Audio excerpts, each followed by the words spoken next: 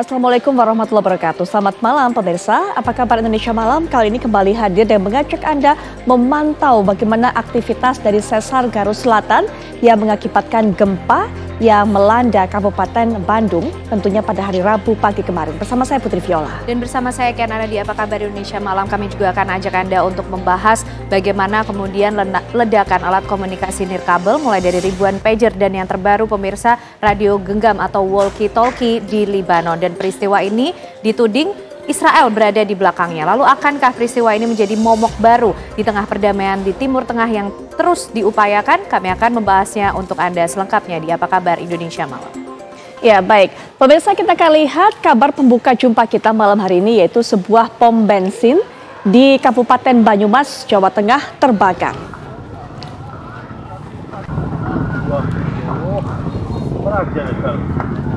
Berdasarkan kesaksian petugas SPBU yang bertugas, api kali pertama muncul dari bawah mobil yang baru saja mengisi BBM. Saat sang empunya kendaraan menyalakan mobilnya, tiba-tiba muncul kilatan api yang kemudian membesar. 4 alat pemadam ringan milik SPBU tak berhasil memadamkan api. Naas mobil yang didorong menjauh alat pompa bensin, ternyata apinya kemudian menyambar kendaraan lain yang sedang parkir.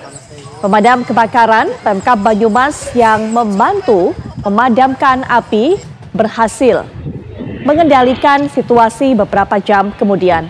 Selain 2 unit kendaraan yang habis terbakar, kebakaran juga menghanguskan bagian atap SPBU meski tak ada korban jiwa. Namun kerugian ditaksir mencapai ratusan juta rupiah.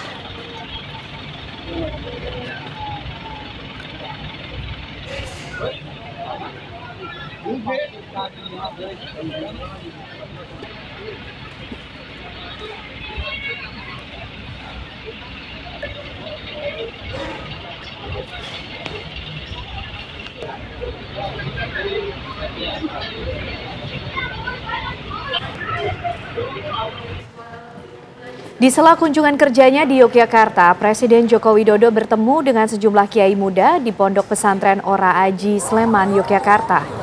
Presiden Joko Widodo yang tiba pada Kamis siang tadi memenuhi undangan dari Pondok Pesantren pimpinan Gus Miftah ini yang sedang merayakan harlahnya yang ke-12. Dalam kesempatan ini, Presiden kemudian melakukan pertemuan tertutup dengan 50 kiai muda sepulau Jawa.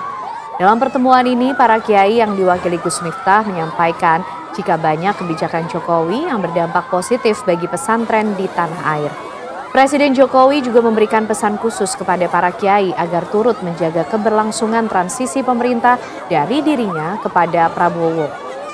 Usai bertemu para kiai, Presiden Jokowi membagikan sembako dan kaos kepada warga yang telah menunggu di depan pesantren. Selain di Yogyakarta, Presiden Jokowi juga dijadwalkan menggelar kunjungan kerja di Jawa Tengah.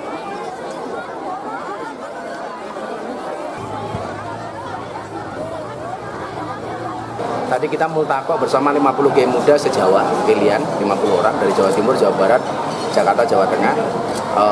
Saya diminta untuk sambutan dan saya sampaikan bahwa sekian banyak prestasi-prestasi yang Pak Jokowi sampaikan, terlepas tidak ada gading yang tidak retak, tapi bagi kami banyak kebijakan Presiden yang terkait dengan pesantren itu sangat dirasakan dampaknya oleh insan pesantren. Tapi kembali beliau menjawab dengan sangat santun, sederhana. Saya itu bukan siapa-siapa, kata beliau. Banyak yang lebih pintar daripada saya.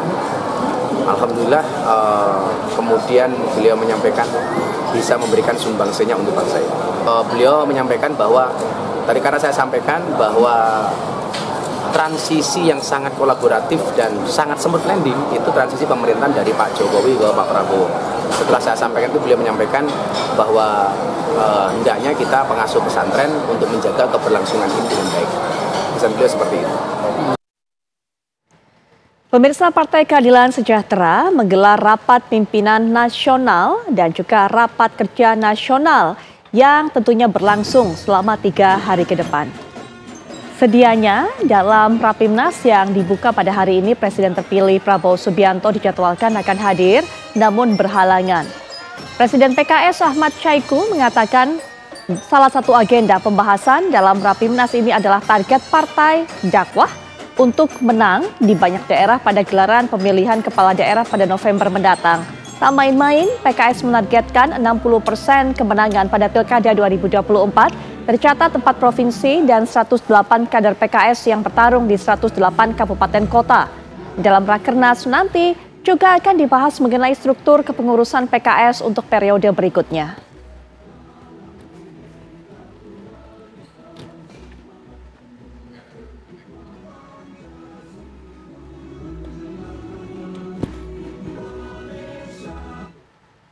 Lembaga Survei Indonesia merilis hasil survei terkait elektabilitas pasangan bakal calon gubernur dan bakal calon wakil gubernur Jakarta 2024 hingga 2029.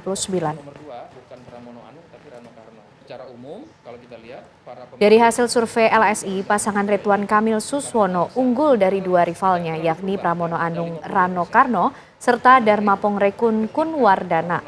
Tingkat keterpilihan RK Suswono mencapai angka 51,8%. Pramono Anung Rano Karno 28,4%, sementara Dharma Pongrekun Kunwardana 3,2%. Dari hasil survei LSI juga ditemukan angka 12,8% responden belum menentukan pilihannya, sementara 3,9% tak ikut memilih.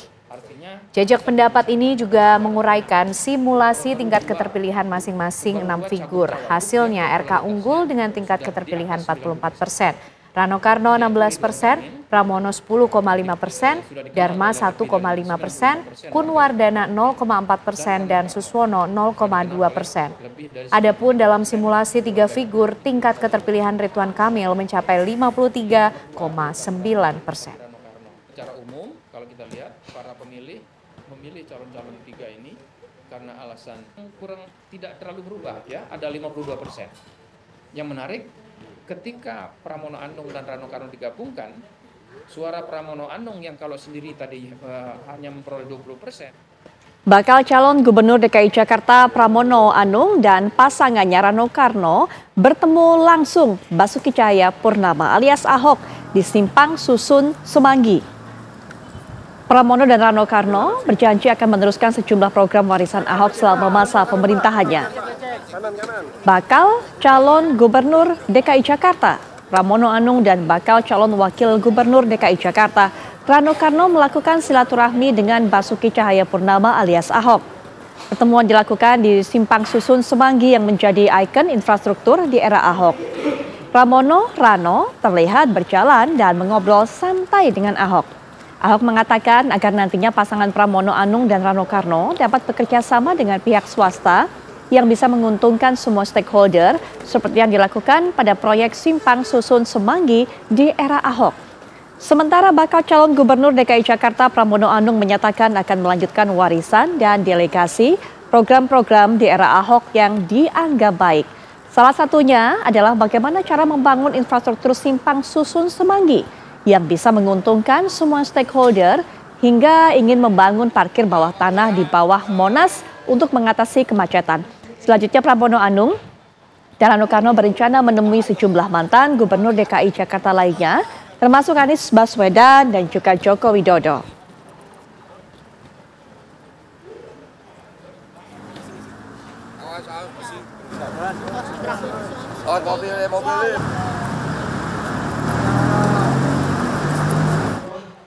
Seorang pria mengalami penganiayaan sadis saat menghadiri acara klub motor di Gunung Putri, Kabupaten Bogor, Jawa Barat.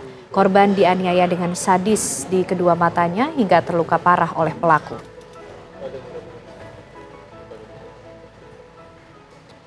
Inilah video amatir yang memperlihatkan pria dianiaya beberapa orang di Gunung Putri, Kabupaten Bogor, Jawa Barat. Pria yang diketahui bernama Faisal itu tergeletak tak berdaya. Korban bahkan hingga pingsan dan mengalami luka parah pada bagian wajah. Diketahui korban dianiaya oleh beberapa pelaku hingga mengalami kebutaan. Menurut kepolisian, peristiwa berawal dari adu mulut antara pelaku dan korban. Kini korban telah berada di Rumah Sakit Umum Daerah Cibinong untuk dilakukan perawatan intensif.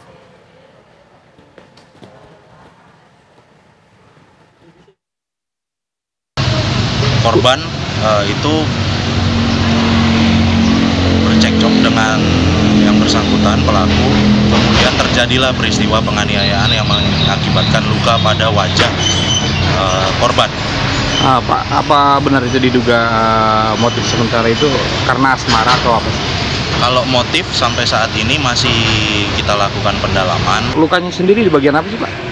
Di bagian wajah, tepatnya di matanya. Oh, itu dua-duanya atau gimana, Pak? Ya betul, dua-duanya. Pemirsa, untuk bisa mendapatkan informasi lebih jauh bagaimana penanganan terhadap korban dan upaya pihak kepolisian terhadap pelaku, kita akan mendapatkan informasi selengkapnya dari Atika Harahap dari Cibinong. Silakan Atika.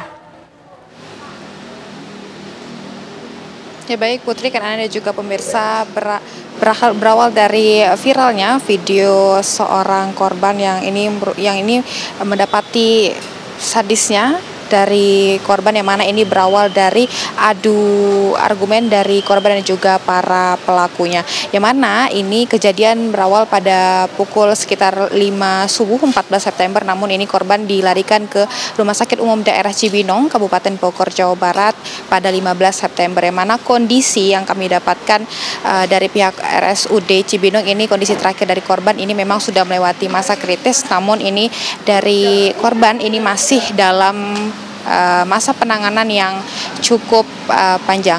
Dan untuk saat ini memang viralnya video itu berawal ketika si korban ini yang memiliki inisial FN ataupun disebut dengan Iceng Nasution ini sekitar yang berusia sekitar 30 tahun ini berargumen dengan para pelaku hingga dengan tergeletak, dan juga ini mendapatkan sadisnya yang mana kedua bola matanya ini dicungkil sehingga menyebabkan kondisi wajahnya ini pun juga rusak dan dilarikan ke Rumah Sakit Umum Daerah Cibinong, Jawa Barat.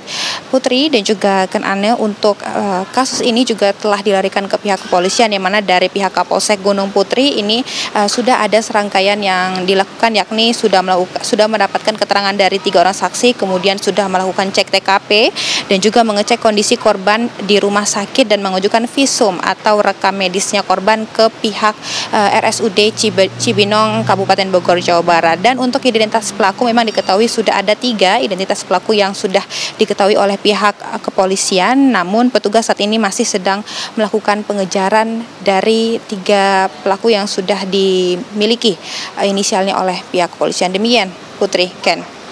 Baik, terima kasih Atika Harahap mengabarkan dari Cibinong, Bogor, Jawa Barat. Ya, dan tentunya kita nanti akan kembali lagi setelah jeda dengan kabar mengenai jasad gadis cilik yang ditemukan tewas mengenaskan sesaat lagi. Jasad gadis cilik yang ditemukan tewas mengenaskan di Pantai Cihara, Kabupaten Lebak, diduga merupakan korban penculikan di Kota Cilegon, Banten yang dilaporkan hilang 3 hari lalu. Pasalnya ciri-ciri pakaian yang digunakan pada mayat tersebut sama dengan milik anak berinisial APH. Sesosok mayat anak perempuan yang wajahnya dilakban dan memiliki sejumlah luka kekerasan pada bagian tubuhnya yang ditemukan di Pantai Cihara, Kabupaten Lebak, diduga merupakan jasad anak berinisial APH, warga Kota Cilegon, Banten yang hilang 3 hari lalu. Hilangnya APH dari rumah kontrakannya itu pun viral di media sosial, sebab APH hilang sewaktu ditinggal oleh ibunya untuk menjemput ayahnya yang bekerja tak jauh dari rumah mereka. Tetangga korban juga meyakini jika jasad yang ditemukan itu merupakan anak pasangan suami istri yang hilang diduga diculik. Pasalnya pakaian terakhir yang digunakan APH sama dengan pakaian yang menempel pada jasad mayat tersebut. Kediaman korban sudah ramai didatangi oleh warga yang bertakziah. Warga juga tak menyangka korban tewas dengan kondisi mengenaskan.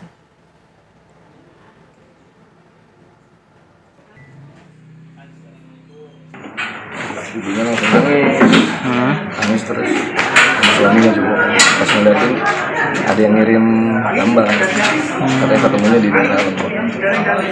Dengan kondisi udah ini di posisi di laut, meninggal dunia.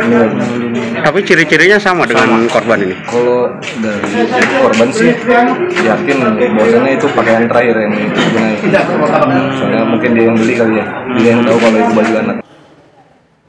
Pemirsa, polisi berhasil menangkap tersangka pelaku pembunuhan terhadap gadis penjual gorengan di Padang Pariaman, Sumatera Barat pada hari ini. Tersangka pelaku kini diamankan di Polres Padang Pariaman.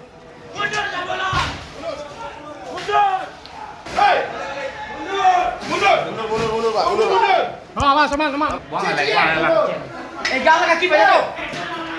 Ya, upaya pengejaran dan penangkapan terhadap IS, tersangka pelaku pembunuhan terhadap Nia Kurniasari, terekam dalam kamera amatir milik warga.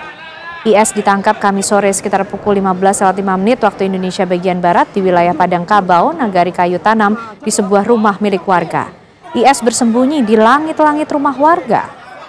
Penangkapan IS terjadi pada hari ke-11 pengejarannya sejak ditetapkan sebagai tersangka. Selama itu pula, polisi menyisir sejumlah tempat termasuk kawasan perkebunan, hutan, dan perbukitan yang diduga menjadi lokasi persembunyian pelaku. Terakhir, polisi menyempitkan wilayah pencarian dalam kawasan hutan yang ada di 4 nagari di Kecamatan Duo Kali Sabaleh, Kayu Tanam, yakni Nagari Guguak, Kayu Tanam, Anduriang, dan Kapalo Hilalang. Kini tersangka IS sudah diamankan di Polres Padang Pariaman untuk dilakukan pemeriksaan lanjutan.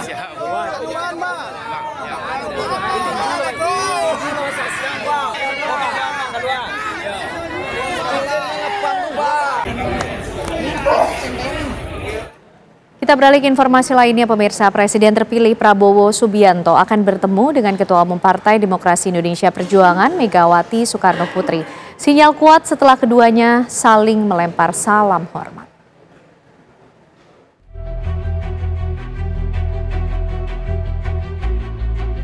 Satu bulan menjelang pelantikan Presiden terpilih Prabowo Subianto dan Gibran Raka Buming Raka, suasana politik masih mengundang misteri. Hingga saat ini, Presiden terpilih Prabowo Subianto masih menyimpan nama-nama yang akan dipilihnya untuk membantu menjalani roda pemerintahan. Apakah dari kalangan profesional, gabungan partai politik, dalam Kim Plus, atau merangkul semua partai tanpa ada oposisi guna menjalankan roda pemerintahan yang lebih kondusif? Namun, rencana mempersatukan semua partai belum tentu terjadi. Selama ini belum terlihat ada kabar adanya pertemuan antara Ketua Umum Partai Demokrasi Indonesia Perjuangan Megawati Soekarno Putri dan Prabowo Subianto. Meskipun info pertemuan masih simpang siur, publik masih menunggu pertemuan dua kawan lama itu. Sinyal hubungan yang semakin hangat antara Prabowo dan Megawati diperkuat oleh Ahmad Muzani. Sekjen Partai Gerindra itu mengatakan antara kedua ketua umum partai besar itu saling melempar salam hangat. Bu Mega tadi menyampaikan salam hormat untuk Pak Prabowo, dan Pak Prabowo juga menyampaikan salam hormat untuk Bu Mega. Tidak hanya itu, politikus PDIP yang juga selaku Menteri Pan-RB, Anwar Anas, disebut Presiden terpilih Prabowo Subianto telah menyampaikan pesan dari ketua umumnya untuk Presiden terpilih. Bapak Anwar Anas tadi menyampaikan salam dari Ibu Megawati. Benar kan?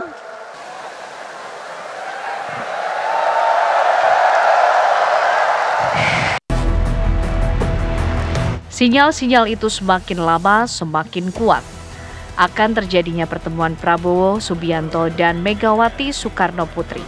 Usai membuka pelatihan nasional tim pemenangan Pilkada Angkatan 5, Sekjen PDI Perjuangan Hasto Kristianto mengatakan keputusan partai ada di tangan Ketua Umum.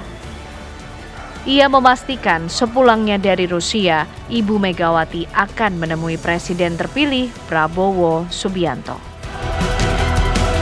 Nah, setelah dari sana tentu saja akan dicari momen yang tepat bagi kedua pemimpin untuk dapat berdialog dan bertemu. Berarti selepas pulang dari Rusia dan Uzbekistan? Ya, nanti akan kita lihat ya, karena pelantikan presiden yang akan datang kan terjadi pada tanggal 20 Oktober. Bagi PD Perjuangan yang penting adalah pesan-pesan ideologis terhadap jalannya pemerintahan ke depan. Tim TV One mengabarkan. Ya pemirsa, gempa beberapa hari lalu terjadi di wilayah Kabupaten Bandung. Lalu bagaimana upaya mitigasi yang perlu dilakukan? Ini akan menjadi topik pembahasan yang akan kami hadirkan untuk Anda usai jeda bersama dengan Putri Viola.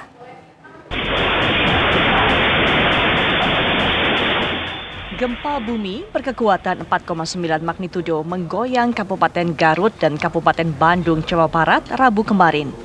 Gempa yang berpusat di wilayah Kabupaten Bandung mengakibatkan rumah dan bangunan mengalami kerusakan. Bahkan jumlah desa terdampak mencapai 55 desa di 3 kabupaten. Di Kabupaten Bandung ada 40 desa, Kabupaten Garut 13 desa, dan Kabupaten Bandung Barat ada 2 desa.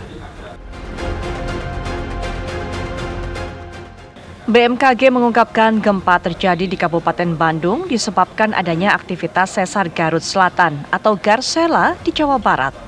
Bahkan pasca gempa kemarin tercatat sebanyak 27 kali gempa susulan. Oleh karena itu BMKG menghimbau masyarakat untuk waspada terhadap gempa susulan.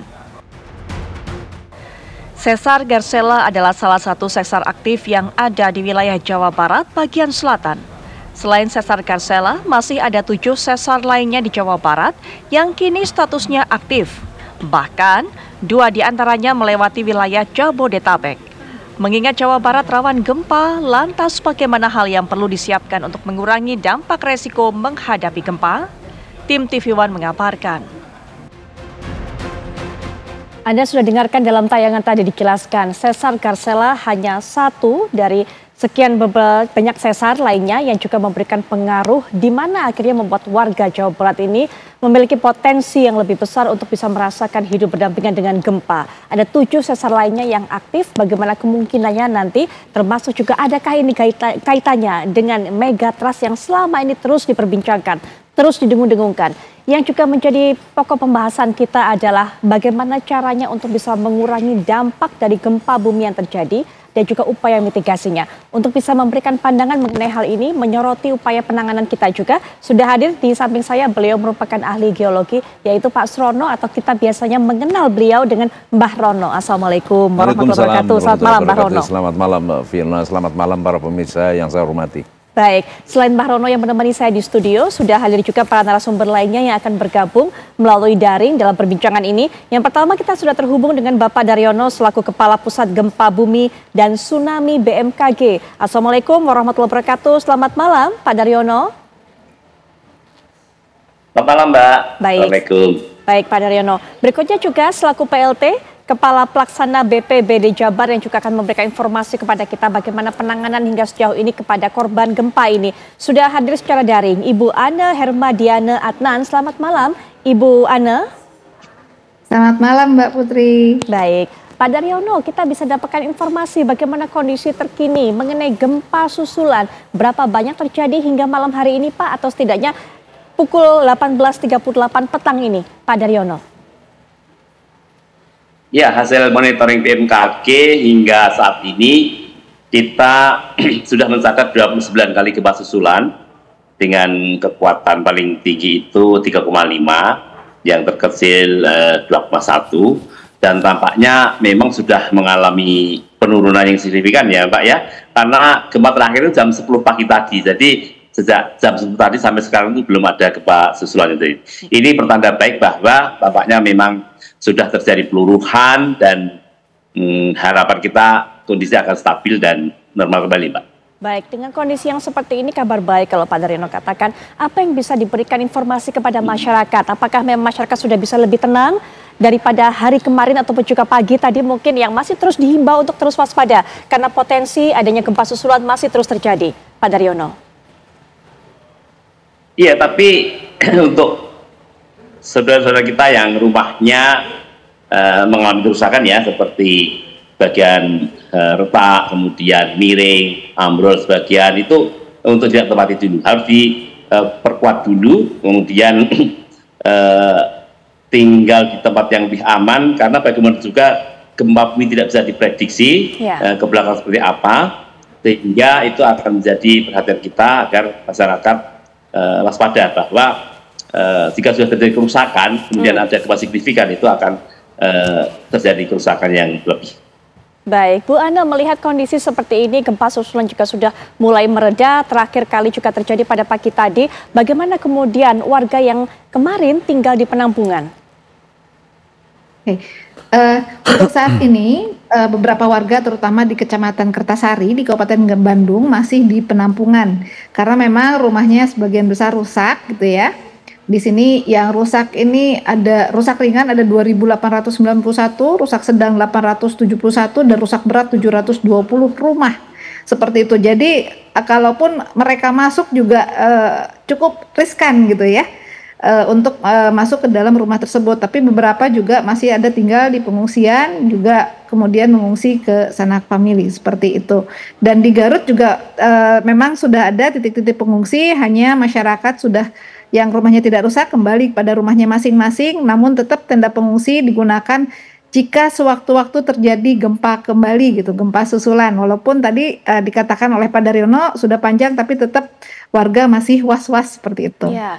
Pendataan untuk rumah, bangunan, kemudian juga fasilitas umum ini apakah sudah dilakukan secara menyeluruh, Ibu? Bangunan mana saja yang rusak dan bagaimana upaya perbaikannya untuk terutama rumah-rumah bagi masyarakat? Baik, untuk rumah-rumah saat ini kita tetap masih asesmen karena luasnya terdampak ya. Kita yang terdampak ini ada di 6 kabupaten kota gitu Mbak Putri ya, ada di Kabupaten Bandung tadi cukup banyak gitu ya, termasuk di sana ada fasilitas pendidikan, ada 9, kemudian fasilitas kesehatan, kemudian ibadah, bangunan lainnya gitu ya. Kemudian di Kabupaten Garut ini yang kedua terbanyak gitu ya. Ini ada 30 rumah rusak sedang, ada 56 rumah rusak ringan, dan yang terdampak ada 1.159. Di KBB sendiri, Kabupaten Bandung Barat, ini ada 1 rumah rusak berat, 2 rumah rusak ringan. Cimahi ada 1 fasilitas pendidikan ya, yang terdampak. Kemudian Kabupaten Purwakarta 1 rusak berat untuk rumah, dan Kabupaten Bogor 1 rusak sedang untuk rumah, seperti itu. Dan untuk tadi saat ini kedua daerah yaitu Kabupaten Bandung maupun Kabupaten Garut telah menetapkan tanggap darurat gitu ya. Nah sehingga bisa dikeluarkan BTT untuk perbaikan, dan kemudian juga bisa juga dilakukan bantuan dari BNPB untuk rehab rekon nantinya, dan saat ini masih dilakukan pendataan. Baik Bu Ana, Mbah Rono yang diperbincangkan kemarin Megatrust, yang kemudian kapan oleh masyarakat, kapan kemungkinan terjadinya, apakah kemudian juga melanda Jakarta adalah Megatrust, tapi kemudian ini yang terjadi, yang kita dapatkan informasi adalah Sesar Garsela, Garut Selatan. Ini merupakan bagian dari Megatrust atau seperti apa Mbah Rono? Ya inilah istilahnya yang ditunggu toko-toko yang nggak ditunggu-tunggu gitu kan. Dan pelajaran ini juga terulang kembali ya, bahwa gempa ini magnitudenya tidak besar. Ya. Tapi dampaknya luar biasa. Betul. Seperti gempa Cianjur, ya kan? Garsela itu saya ingat tahun 2005, di mana ada gempa di situ, masyarakat itu menuduh akibat dari pemburuan panas bumi dan sebagainya. Saya dengan Gubernur Jawa Barat waktu itu mencoba menerangkan bahwa itu tidak ada kaitannya dengan pemburuan panas bumi, itu bahwa ada gempa di situ. Zaman dulu tuh belum dikasih nama sesarnya. Saya ngobrol dengan rekan-rekan di TB, tolong telitilah gitu kan, bahwa sesar di Garut tuh banyak. Dan saya sering merekam dari alat-alat Gunung Guntur dan Papandayan, banyaknya gempa-gempa tektonik lokal. Ya, memang tidak besar ya, tapi dengan gempa tidak besar seperti di Cianjur, seperti saat ini kan, kenapa kok dampaknya demikian banyak.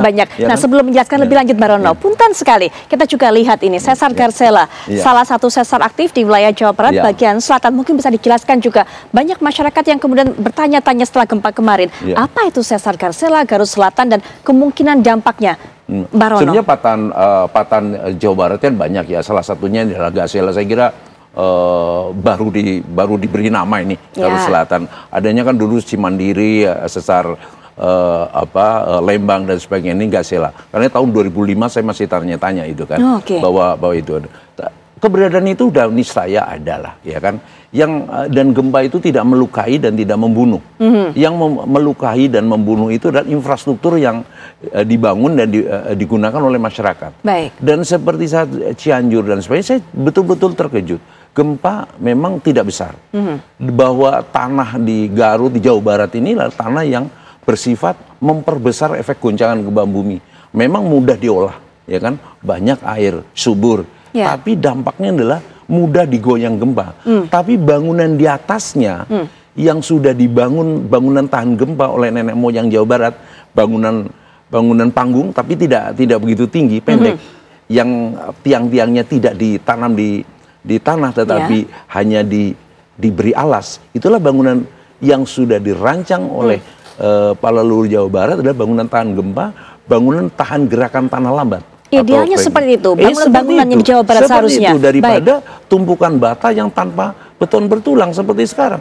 Saya lihat, wah ya kalau begini, ya gempa bencana tanggung jawab bersama. Tidak ada yang bertanggung jawab bagaimana memberikan pengertian kepada masyarakat bahwa bangunan Anda sama sekali tidak layak untuk di daerah Jawa Barat yang rawan gempa bumi. Informasi ini kan seharusnya disampaikan kepada baik itu pihak dari pemerintah ataupun juga Pemda Jawa Barat untuk bisa memperbaiki gitu kan? dari awal sebenarnya. Ya, karena undang-undangnya menyatakan bencana tanggung jawab bersama kan, termasuknya kena bencana kan.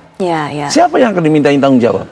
Ya kan, kalau tidak ada ya kan nyanyiannya kan seperti ini terus. Dan Jawa Barat tuh banyak sekali sesarnya.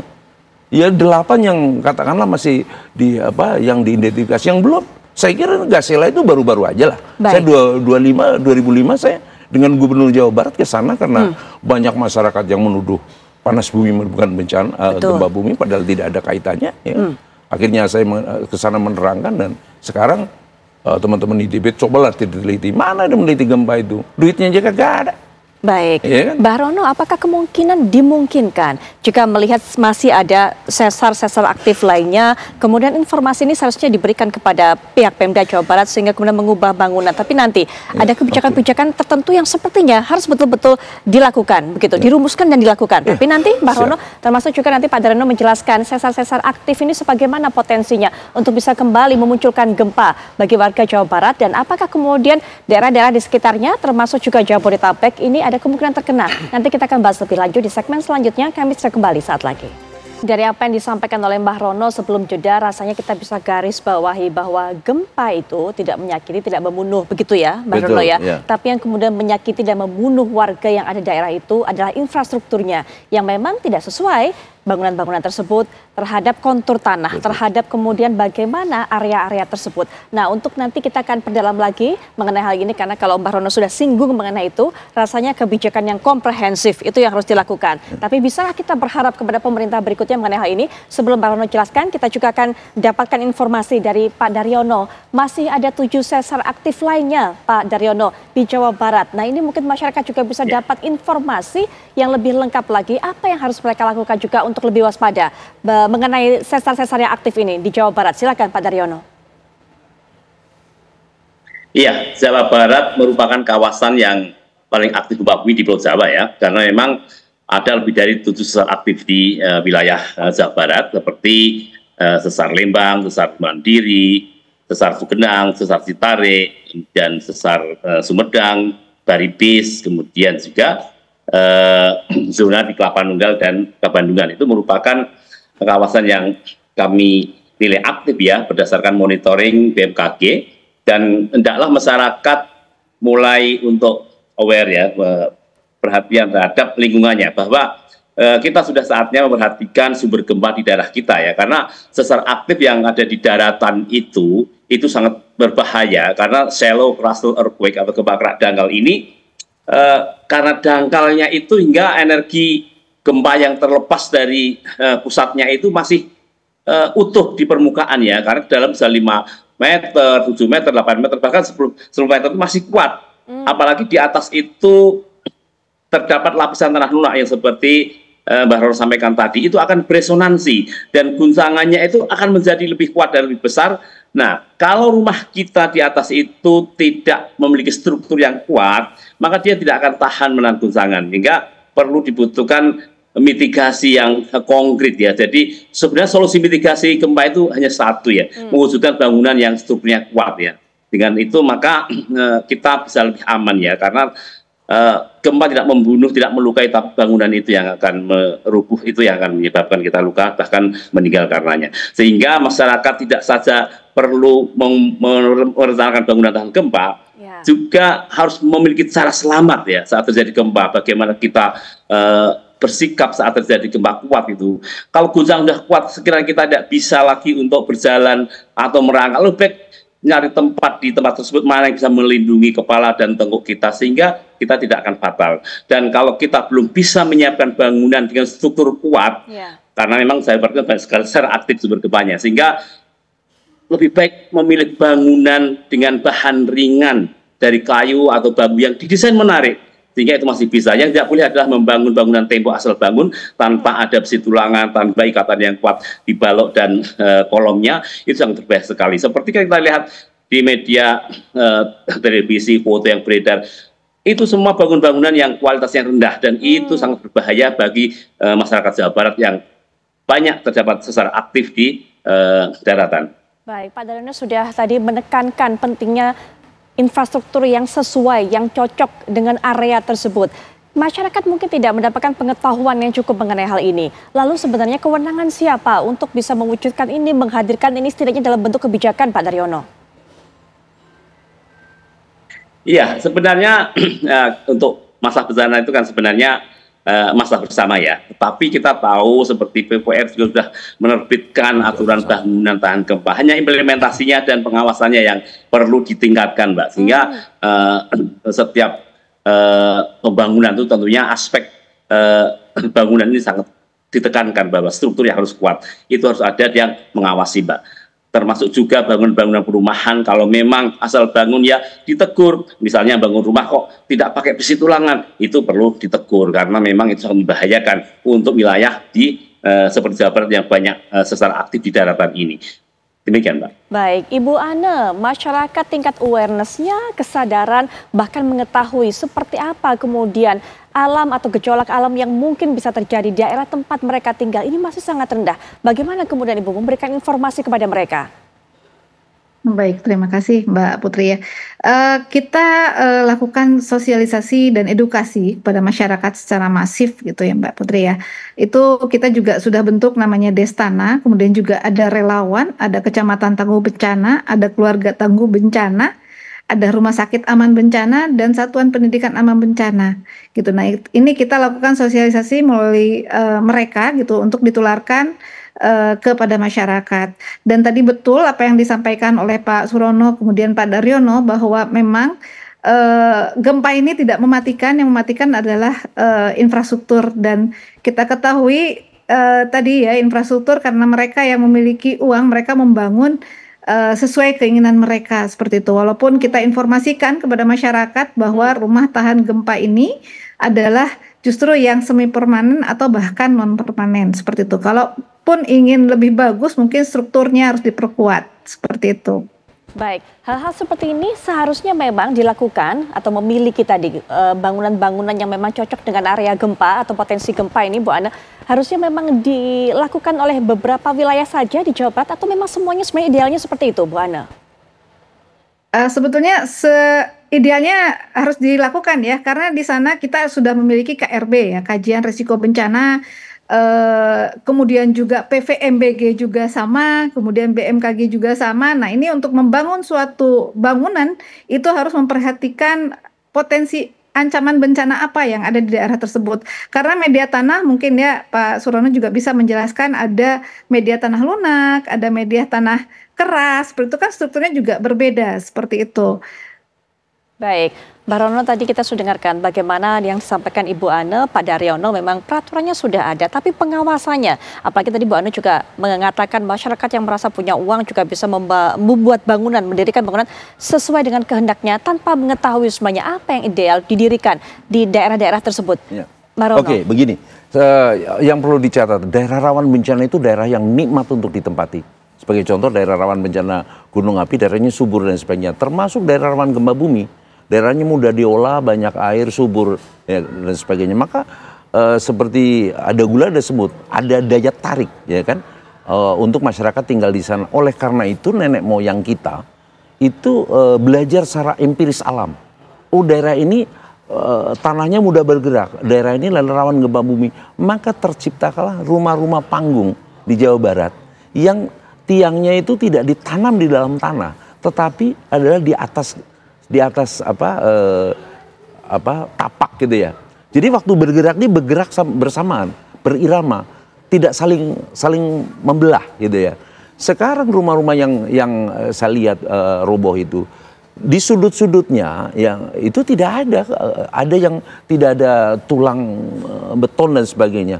Bagaimana gempa yang geraknya acak, satu sisi dia bergerak ke sana, satu sisi bergerak ke sana, pecahlah itu barang, kan? Tetapi kalau rumah yang tradisional Jawa Barat yang dari panggung itu, dia saling mengikuti karena terikat satu sama lain tiangnya, ya kan? Dan dia menapak ada tapaknya gitu. Dia bergerak, paling-paling dia lepas dari tapaknya, besoknya dikatrol, diangkat lagi jadi. Jadi masyarakat Jawa Barat sebenarnya sudah cerdas ya kan, membaca empiris alam. Alam saya seperti ini dan saya tamunya alam. Saya yang harus menyesuaikan diri dengan alam. Oke, saya bukan rumah panggung. Itu di Jawa Barat. Di Padang juga beda, di Karo, Tanah Karo berbeda. Ada rumah-rumah adat yang secara empiris diciptakan oleh nenek moyang kita untuk memahami yang tuan rumah, karena mereka tamunya kan. Oke, saya akan begini agar saya bisa hidup harmoni dengan alam yang ada gitu loh.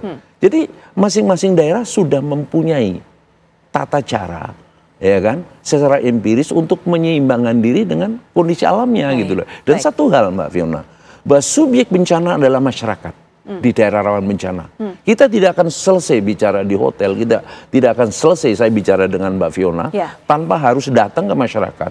Kita ketuk rumah dia, istilahnya saya sebut mitigasi tanpa roti dan dasi. Saya tolak bukan berarti saya tidak mau sosialisasi di hotel, bagi-bagi makan roti dan saya presentasi pakai dasi, itu tidak kena. Karena yang datang di hotel itu belum tentu dia menyampaikan hal itu di masyarakat. Baik. Please datangin masyarakat. Iyo maunya apa, saya akan dengar. Ya kan? Mari kita diskusi.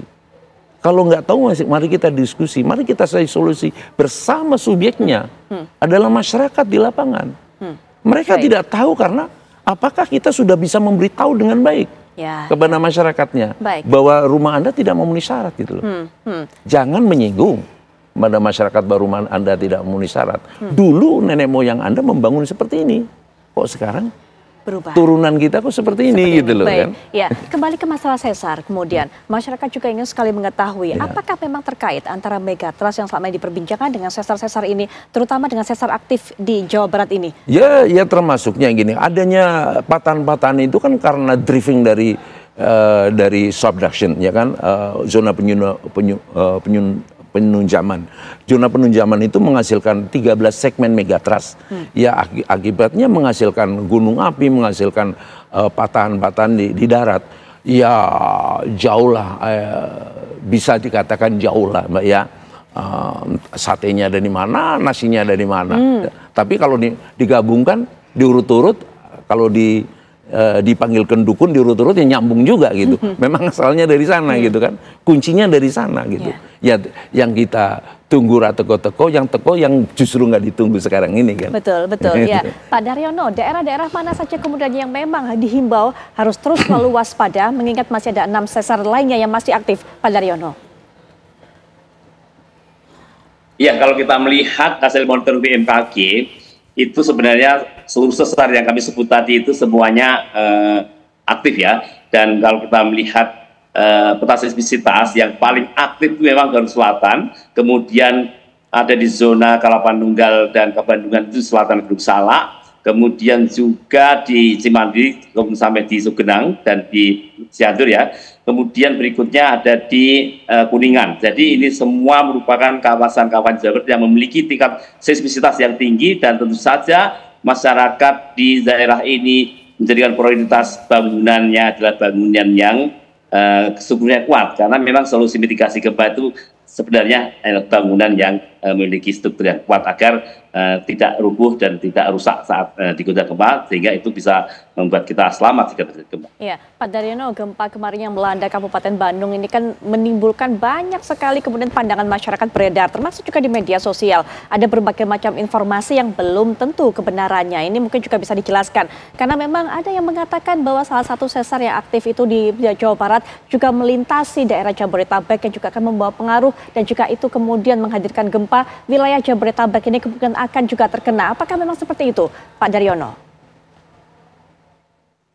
Ya, memang dari kajian terakhir para ahli geologi tektonik itu ada jalur sesar yang membentang dari Surabaya hingga seluruh pantai utara bagian utara Pulau Jawa ya. Kemudian itu sebagai sesar Kendeng, kemudian Kendeng Baribis ya. Kemudian hasil kajian terakhir disertasi di ITB itu menunjukkan Pak Sony itu mendapatkan jalur sesar yang dari Subang itu. Selama ini kan kita mengenal sesar itu sampai Subang ke timur sampai Surabaya, tapi ternyata ada sebuah struktur yang dikenali sampai Kerawang, selatan Bekasi, di Barusah, kemudian sampai juga di selatan Jakarta, utara Bogor, terus ke barat. Dan itu kalau kita melihat memang seismitasnya belum nampak aktif ya, tidak seaktif yang di bagian timur. Namun demikian, namanya ada sesar aktif dan itu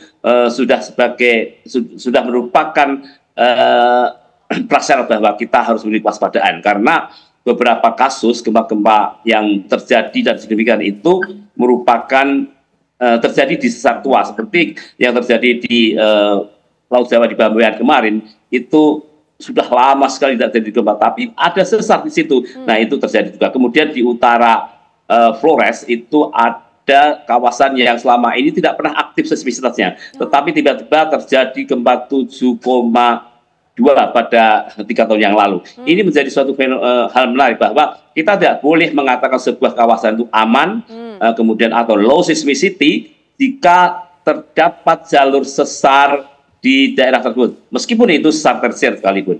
Ya, terima kasih. Ya, kita akan lanjutkan kembali perbincangan ini, tapi setelah jeda berikut ini, apa kabar Indonesia Malam akan segera kembali saat lagi. Kita kembali lanjutkan perbincangan, pemirsa. Mbah Rono, masyarakat juga bertanya-tanya, dengan kemudian gempa yang terjadi akibat sesar Garcella ini, apakah ini bisa memancing sesar-sesar lainnya untuk kemudian juga kembali aktif dan juga menghadirkan gempa-gempa lagi? Sangat tergantung kepada sesar di sekitarnya. Kalau dia sudah dalam posisi tekanan yang cukup tinggi, ya kan, ini akan sangat mengganggu dan bisa memancing yang lain. Tetapi kalau enggak ya enggak apa-apa. Ya kan, dulu juga ada gempa yang sangat besar sekali waktu 2004 itu hanya Nias saja yang kepancing kan. Tapi Selat Sunda kan megatrustnya juga enggak terganggu apa-apa, baik-baik saja. Jadi sangat bergantung dari kondisi tekanan dan stres dari sesar tersebut. Tapi tidak bisa dipungkiri bahwa Jawa Barat yang penduduknya banyak, ya sesarnya memang banyak. Memang daerah rawan gempa tadi saya katakan, daerah rawan bencana memang menarik untuk ditinggali karena banyak kenikmatan di situ, ya kan. Airnya banyak, mudah diolah, daerahnya subur, sehingga banyak masyarakat di sana. Dan perlu dicatat bahwa sampai sekarang korban bencana baik kerusakan infrastruktur maupun korban jiwa terbanyak, lebih dari 60% itu akibat dari gempa bumi dan tsunami, baik di Indonesia maupun di dunia. Oleh karena itu sebenarnya harus ada kebijakan politik yang serius ini, betul. Ya kan? Ya, kita harus bisa berharap dengan pemerintah berikutnya ini kemudian saya berharap ya ini? Asalkan siapa bertanggung jawab apa. Jangan hanya mengatakan bahwa bencana tanggung jawab bersama, akhirnya tidak punya tolok ukur, ya kan? Tolok ukur keberhasilannya seperti apa? Bukan akan mencari kesalahan pemimpinnya, tetapi bagaimana akan menolong masyarakat, ya kan? Yang memberikan bayaran kepada penanggung jawabnya, gitu kan? Baik. Yang kalau bayar tanggung pajak. Jawabnya harusnya seperti apa kemudian, Mbak Rono? Ya harus bisa diukur, ya kan? Ada gempa, ya kan? Oh, sekarang tidak bisa mengenolkan risiko ya, tidak bisa mengenolkan korban. Oh, korbannya semakin berkurang, dampaknya semakin berkurang dan sebagainya. Artinya apa? Edukasi berjalan dengan lancar gitu kan, masyarakatnya sadar. Yang penting kan sekarang masyarakat tahu dia berada di mana, ada ancaman seperti apa dan bagaimana mengantisipasinya, kan?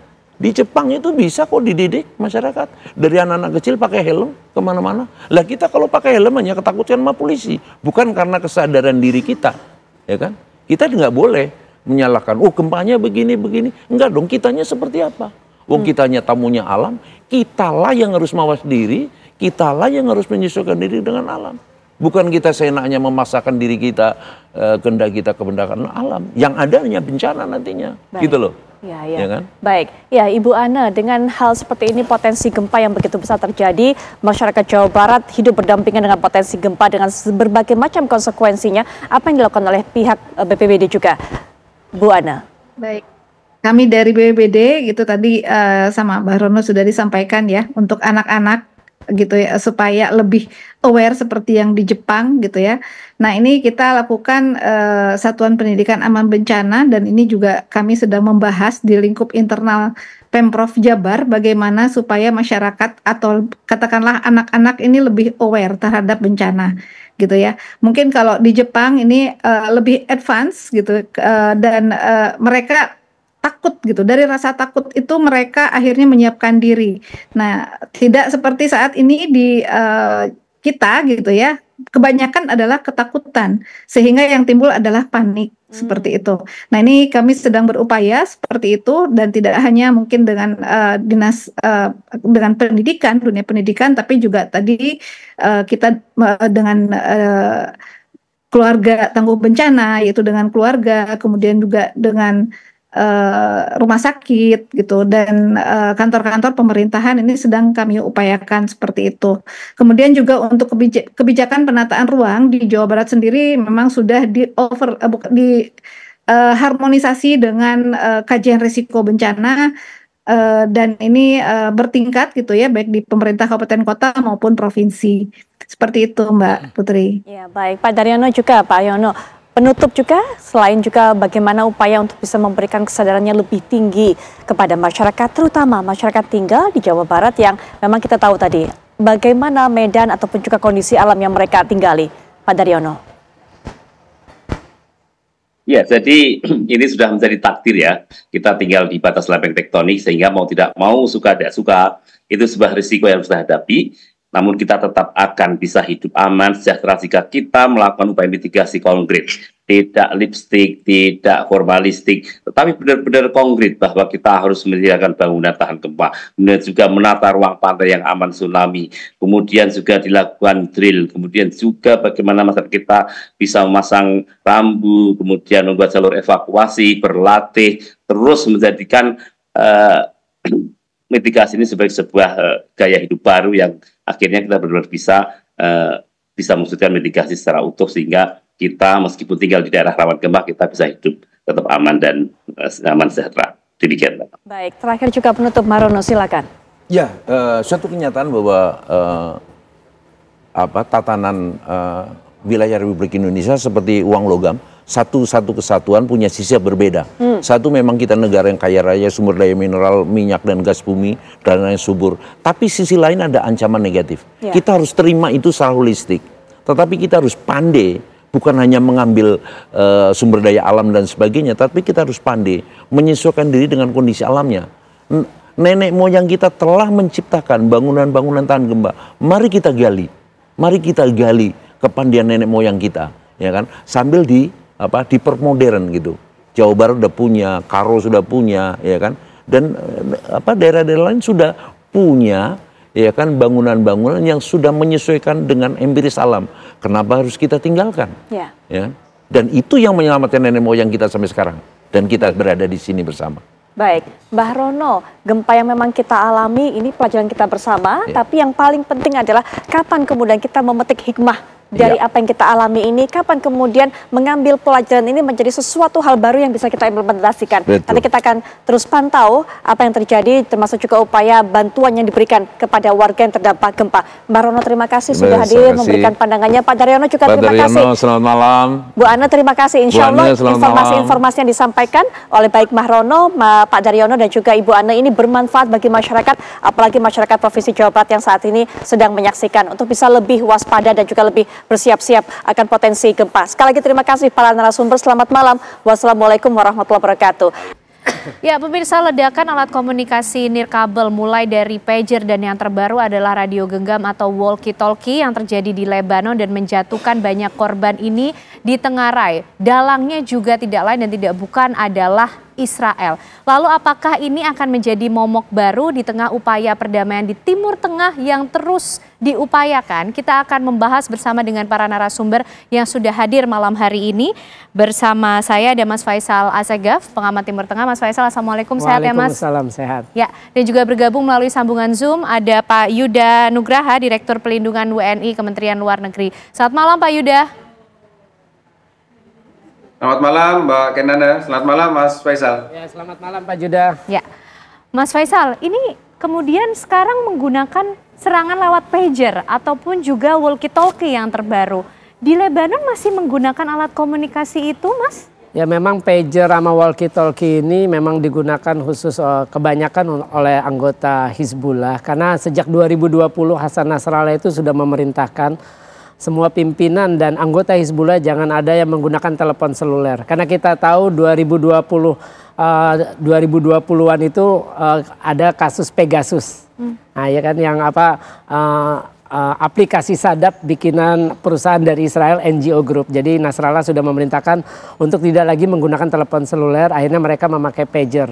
Nah, pager ini menurut kabar itu kan diproduksi oleh perusahaan Taiwan namanya Apollo Gold, tapi mereka punya kerjasama dengan perusahaan dari Hungaria. Saya tidak tahu singkatannya BAC itu. Nah, itu yang dipesan itu pager itu ada 5.000, itu beberapa bulan lalu. Nah, kabarnya pesanan itu dilakukan di subkon lagi, jadi nggak langsung dari BAC. Jadi ada 2 perusahaan subkon. Nah, itu kemungkinan dari Dinas Intelijen Israel, Mossad. Oke, artinya ini sudah bisa dipastikan atau dikonfirmasikah Israel yang menjadi dalang di balik semuanya? Sudah dikonfirmasi. Itu berita mengkonfirmasi bahwa itu Israel. Jadi 2 pejabat Israel, 2 pejabat yang mengetahui operasi itu pun juga sudah memastikan Israel. 2 pejabat Israel. Ini serangan model baru atau seperti apa, Mas Faisal? Sebenarnya ini Israel itu punya operasi rahasia untuk membunuh pimpinan Hamas, pimpinan Hizbullah, terutama Sekretaris Jenderalnya Hasan Nasrallah. Nah, cuma ketahuan. Jadi pager itu ketahuan oleh 2 anggota Hizbullah, itu laporan Al Monitor bilang. Jadi ketahuan, makanya akhirnya Israel akhirnya meledakkan itu supaya tidak ketahuan itu segala operasinya kan, apa yang sudah informasi sudah diperoleh oleh Israel itu sendiri, makanya diledakkan. Itu kan dalam 2 hari terakhir itu Selasa dan Rabu 26 orang yang tewas dan 4.000, paling tidak 4.450 yang luka. Tapi yang aneh lagi itu bukan hanya pager dan walkie-talkie, tapi juga ada laptop, terus untuk sidik jari, biometrik, peralatan biometrik. Bahkan ada beberapa rumah di Beirut itu yang sistem pemanas airnya tata surya itu pakai pemanas matahari, itu pun juga meledak. Jadi memang apa yang dilakukan Israel ini sendiri sebenarnya bukan hanya menimbulkan paranoid, tujuannya untuk menimbulkan paranoid terhadap anggota Hizbullah maupun pimpinan Hizbullah, tapi juga telah memicu kekhawatiran terhadap rakyat Lebanon. Karena yang pakai walkie-talkie atau pager kan bukan hanya anggota Hizbullah, bisa jadi orang lain. Nah, ini yang terbaru, otoritas penerbangan sipil Lebanon sudah memberitahu kepada semua maskapai yang tujuannya ke Beirut, itu meminta kepada semua penumpang yang akan ke Lebanon untuk tidak membawa pager maupun walkie-talkie. Oke, artinya tujuan yang dimaksud oleh Israel untuk menimbulkan ketakutan di tengah warga tercapai, Mas Faisal? Ya, ini menurut saya itu sudah tercapai, dan ini yang disebut sebagai terorisme atas nama negara.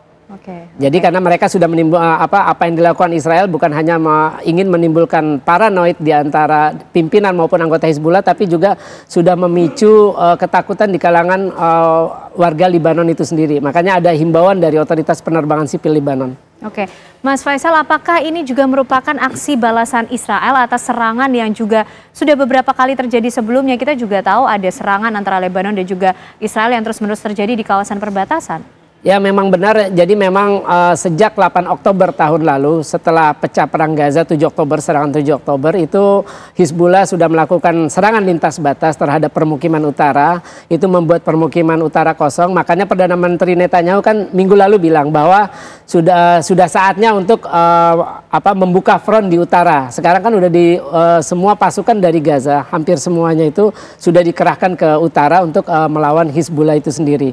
Tapi apa yang dilakukan melakukan serangan nirkabel, serangan elektronik yang dilakukan oleh Israel ini merupakan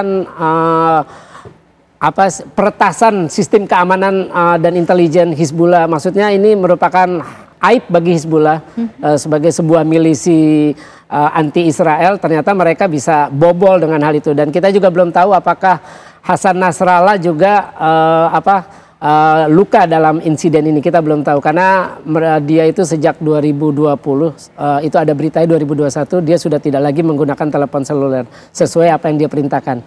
Yang menarik kemarin itu muncul, ini ada kaitannya dengan kematian Presiden Iran Ibrahim Raisi. Jadi pager Apollo Gold itu AP924 itu juga pager yang digunakan oleh Presiden Ibrahim Raisi. Itu ada fotonya tahun 2021.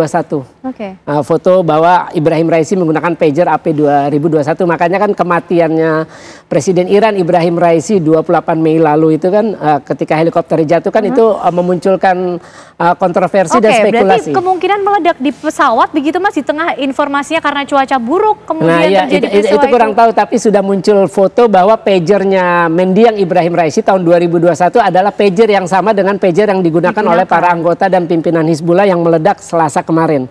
Nah, itu seperti itu. Jadi akhirnya kontroversi kematian ini pun muncul lagi dengan beredarnya foto tersebut. Oke, kita nanti juga ingin tahu bagaimana kemudian lapis keamanan yang digunakan sehingga Israel kok bisa terus menembus ini. Tapi Pak Yuda, kalau bicara soal data korban, sejauh ini yang dimiliki oleh Kementerian Luar Negeri yang tentunya berkaitan dengan warga negara Indonesia seperti apa Pak Yuda? Ya, terima kasih Mbak Ken.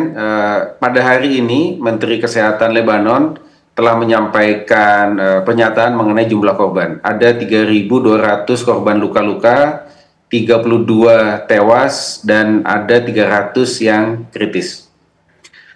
KBRI Beirut pada saat kejadian, yaitu tanggal 17 dan 18 sore hari, kan ada 2 kali ledakan, segera menghubungi warga negara kita. Kita sudah memiliki WA Group dengan seluruh WNI kita yang ada di sana, dan tidak ada warga negara kita yang menjadi korban, semuanya dalam keadaan aman dan selamat. Oke, sebelum lebih lanjut kita ingin tahu bagaimana kondisi warga negara kita di sana, tapi bagaimana kemudian sikap Kementerian Luar Negeri Republik Indonesia sendiri Pak Yuda atas ledakan yang terjadi berturut-turut 17 dan 18 September ini di Lebanon?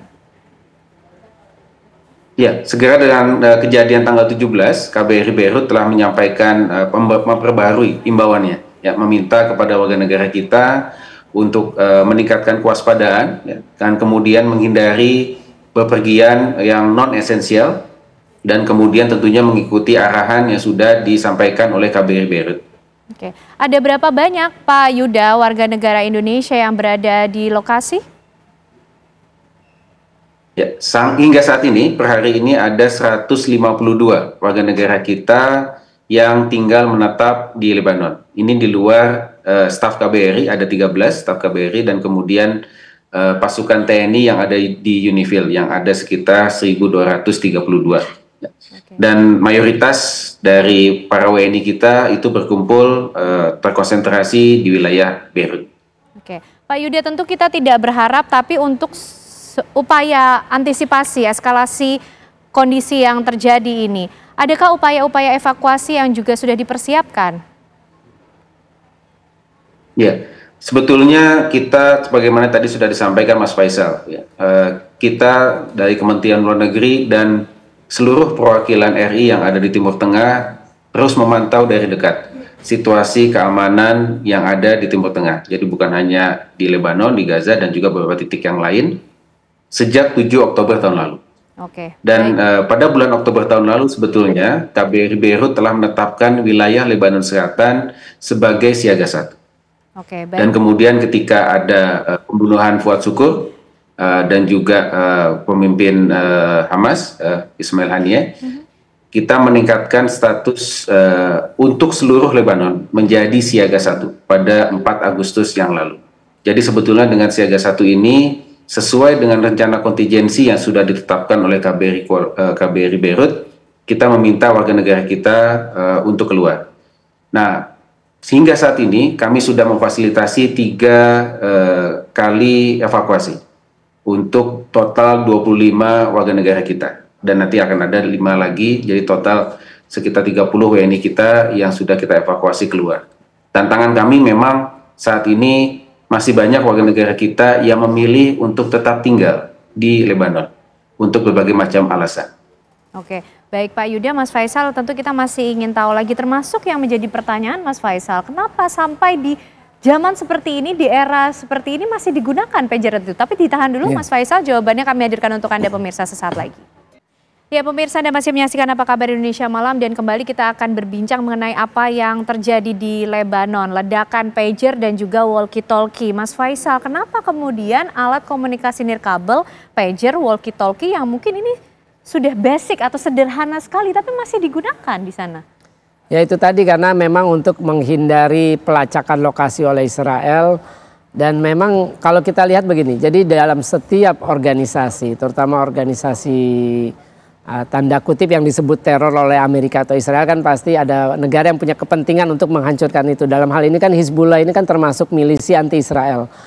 Nah kalau kita lihat memang sebenarnya mereka punya pengamanan super ketat, punya SOP keamanan super ketat. Sebagai contoh, saya pribadi, saya itu pernah 2007 saya mewawancarai ketua fraksi Hizbullah di Libanon, itu namanya Muhammad Hassan Ra'ad.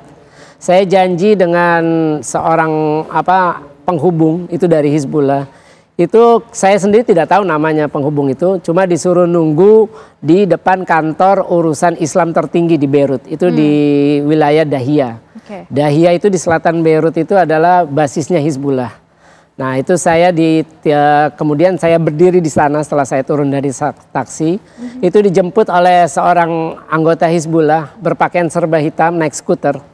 Kemudian saya diajak berkeliling. Karena waktu itu kan setahun setelah selesainya perang Libanon 34 hari, banyak bangunan di wilayah Beirut yang sudah hancur. Beberapa bahkan masih punya diameter lubang yang bekas hancur dibombardir Israel. Nah itu saya diajak keliling dulu di wilayah itu, Dahia, Harit Tarik itu.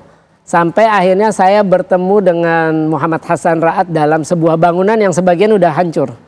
Ya, bekas dibom Israel. Itu saya naik ke lantai atas, nah di sanalah saya bertemu Muhammad Hassan Ra'ad. Sampai sekarang orangnya masih hidup dan dia masih menjadi ketua fraksi Hizbullah. Jadi memang itu untuk baru bertemu istilahnya ketua fraksi Hizbullah sendiri. Apalagi untuk menembus lingkarannya pemimpin Hizbullah Hasan Nasrallah. Tentu tidak mudah. Ya kemungkinan besar ya pasti ada informan atau orang informan di dalam sendiri, karena memang pernah ada berita itu Hasan Nasrallah pernah diracun. Nah, ya tentu saja untuk sampai ke situ kan nggak sembarangan orang bisa sampai. Karena juga diyakini oleh Israel Hasan Nasrallah itu bersembunyi di dalam bunker itu di rumahnya di wilayah Dahia. Mas Faisal, dengan adanya penyerangan seperti ini akan menjadi suatu perang terbuka? Ya malam ini Kamis sore itu waktu Beirut, saya kurang tahu jam berapa, Hasan Nasrallah akan menyampaikan pidato menanggapi kejadian Selasa dan Rabu ini, ledakan pager dengan ledakan walkie-talkie dan alat elektronik lainnya. Nah kita akan tunggu apa yang akan disampaikan oleh Hasan Nasrallah. Tapi kalau kita lihat ketika tangan kanannya Hasan Nasrallah, komandan Hizbullah, panglimanya Hizbullah, Fuad Syukur, itu tewas bulan Juli, sehari sebelum Ismail Haniyeh, pemimpin Hamas, tewas di Teheran. Itu Hizbullah hanya melancarkan, kita tahu hanya melancarkan serangan terbatas ke basis militer Israel di Galilea. Tapi kabarnya serangan itu menyebabkan 22 tentara tewas dan 17 luka. Tapi peristiwa ledakan ini akankah juga menarik Iran untuk ikut turun, Mas? Ya sejauh ini Iran sudah mengecam peristiwa itu dan menganggap, dan bukan hanya menganggap, memang itu peristiwa sebuah teror yang dilakukan terhadap sebuah negara berdaulat. Nah Iran sudah meminta kepada Dewan Keamanan untuk sidang, kalau tidak salah Jumat nanti akan ada sidang. Besok itu akan sidang Dewan Keamanan untuk membahas ledakan peralatan elektronik di Libanon ini sendiri. Jelas ini sebuah teror yang menimbulkan ketakutan itu kepada warga Libanon. Termasuk di tengah upaya gencatan senjata ataupun perdamaian yang sedang diupayakan di Timur Tengah. Tapi ledakan ini juga bagaimana potensi akan terjadinya perang yang mungkin bisa lebih besar lagi kah? Atau bagaimana juga dampaknya pada Gaza juga? Kalau saya melihat apa yang dilakukan oleh Israel Selasa dan Rabu ini adalah upaya Israel untuk memaksa Hizbullah untuk gencatan senjata di wilayah utara. Jadi kan wilayah utara Israel itu berbatasan dengan selatan Libanon, dan itu permukimannya sudah sepi oleh penduduk karena kan tiap hari diserang oleh Hizbullah. Nah ini saya melihat apa yang dilakukan serangan terhadap peralatan nirkabel ini sendiri adalah upaya Israel untuk menekan Hizbullah untuk berdamai dengan Israel tanpa mempedulikan apakah perang di Gaza berhenti atau tidak. Itu sih yang saya lihat dari 2 hari serangan ini sendiri. Jadi kan Hizbullah selama ini sejak 8 Oktober menyerang lintas batas Israel itu sebagai rasa solidaritas terhadap Gaza. Artinya selama perang Gaza masih berlangsung, milisi Hizbullah, terus Al-Husayun di Yaman, Kataib Hizbullah di Irak, kemudian juga di Suriah, itu mereka akan terus menyerang Israel sebagai bentuk solidaritas terhadap Palestina. Tapi kan yang paling dekat ini kan adalah Hizbullah yang berbatasan darat langsung dan sudah menimbulkan ketakutan bagi warga Israel di wilayah utara. Itulah kalau saya melihat apa yang dilakukan oleh Israel dengan meledakkan pager dengan walkie-talkie untuk memaksa Hizbullah berdamai. Kalau tidak ya akan lebih ininya istilahnya resiko yang lebih berat akan diterima oleh Hizbullah dari Israel. Pak Yuda, 2 peristiwa ledakan besar di tanggal 17 dan 18 ini nampaknya juga akan memicu respon dari dunia. Dan bagaimana sikap Indonesia sendiri atas peristiwa ini? Ya, tentunya kita sangat memprihatinkan serangan ini tentunya, dan dalam konteks pelindungan warga negara Indonesia, kita terus meminta kepada warga negara kita yang masih ada di sana, 152 WNI kita, untuk bisa meninggalkan wilayah Lebanon. Ya, karena sejak awal, sejak kita menetapkan siaga 1 pada tanggal 4 Agustus yang lalu, kita sudah meminta.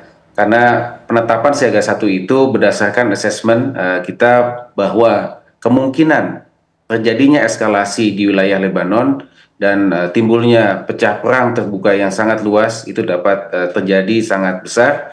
Untuk itu kita meminta warga negara kita untuk bisa keluar. Jangan menunggu hingga pecah perang terbuka yang sangat luas dan bahkan sampai ke Beirut ya. Kalau kita belajar dari perang besar antara Lebanon dan Israel pada tahun 2006, yang disasar pertama kali adalah Bandara Rafiq Hariri. Jadi ketika bandara itu sudah hancur, tidak ada opsi nanti bagi warga negara kita untuk bisa keluar di sana. Dan tentunya akan lebih sulit ya kalau melalui jalan darat menuju ke Damaskus atau ke Suriah.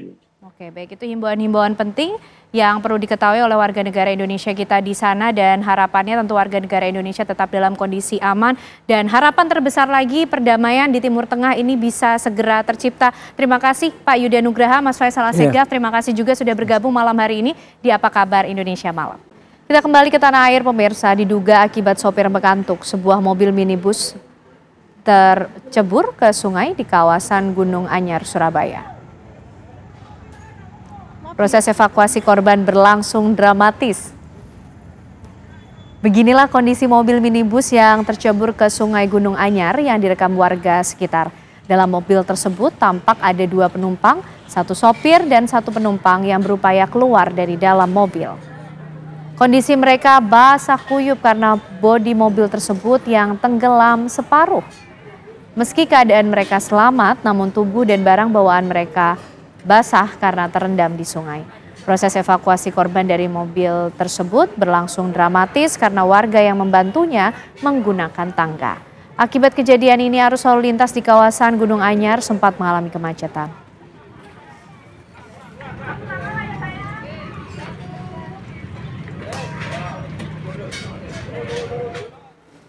Aksi begal sadis di Kota Medan, Sumatera Utara semakin tak terkendali. Kali ini, sepasang kekasih menjadi korban brutal komplotan begal bersenjata tajam di kawasan Medan Timur, Kota Medan, Sumatera Utara. Korban yang pasrah ini pun menyerahkan kendaraan sepeda motornya kepada komplotan begal. Inilah rekaman kamera pengawas CCTV yang merekam detik-detik aksi komplotan begal sadis bersenjata tajam menyerang sepasang kekasih di Jalan Cemara, Kecamatan Medan Timur, Kota Medan, Sumatera Utara. Dalam rekaman yang terlihat, para pelaku yang berjumlah 3 orang ini langsung mendekati kendaraan korban sambil mengayunkan senjata tajamnya. Korban yang takut oleh ancaman komplotan begal bersenjata tajam ini langsung tersungkur ke aspal dan merelakan sepeda motornya dibawa kabur oleh gerombolan begal. Kini kasus perampokan bersenjata tajam tersebut masih dalam penyelidikan pihak kepolisian.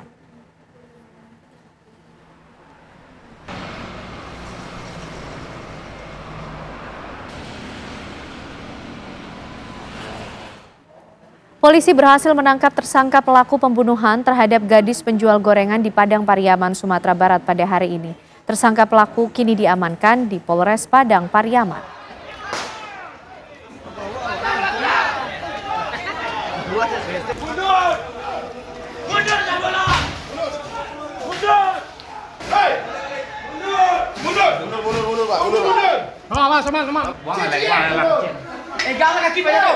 Upaya pengejaran dan penangkapan terhadap IS, tersangka pelaku pembunuhan terhadap Nia Kurniasari, terekam dalam kamera amatir milik warga. IS ditangkap Kamis sore sekitar pukul 15:05 waktu Indonesia bagian Barat di wilayah Padang Kabau, Nagari Kayu Tanam di sebuah rumah milik warga. IS bersembunyi di langit-langit rumah warga. Penangkapan IS terjadi pada hari ke-11 pengejarannya sejak ditetapkan sebagai tersangka. Selama itu pula, polisi menyisir sejumlah tempat termasuk kawasan perkebunan, hutan, dan perbukitan yang diduga menjadi lokasi persembunyian pelaku. Terakhir, polisi menyempitkan wilayah pencarian dalam kawasan hutan yang ada di 4 nagari di Kecamatan Duo Kali Sabaleh Kayu Tanam, yakni Nagari Gugua Kayu Tanam, Anduriang, dan Kapalo Hilalang. Kini tersangka IS sudah diamankan di Polres Padang Pariaman untuk dilakukan pemeriksaan lanjutan.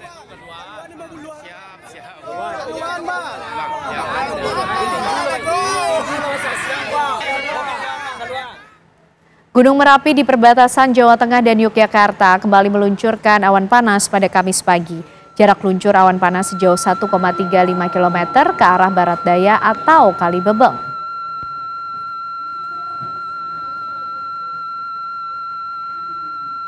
Awan panas guguran meluncur pukul 6:45 waktu Indonesia Barat dengan durasi 137 detik dan amplitudo maksimum 40 mm.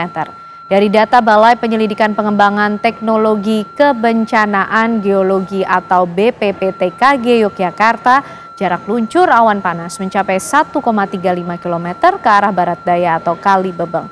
Sementara dalam 6 jam sampai pukul 6 WIB teramati kegempaan awan panas guguran sebanyak 1 kali, gempa guguran 62 kali, dan gempa tektonik jauh sebanyak 2 kali. BPPTKG Yogyakarta mengimbau warga untuk menjauhi daerah bahaya yang sudah direkomendasikan. Hingga kini tingkat aktivitas Gunung Merapi masih ditetapkan pada level 3 atau siaga.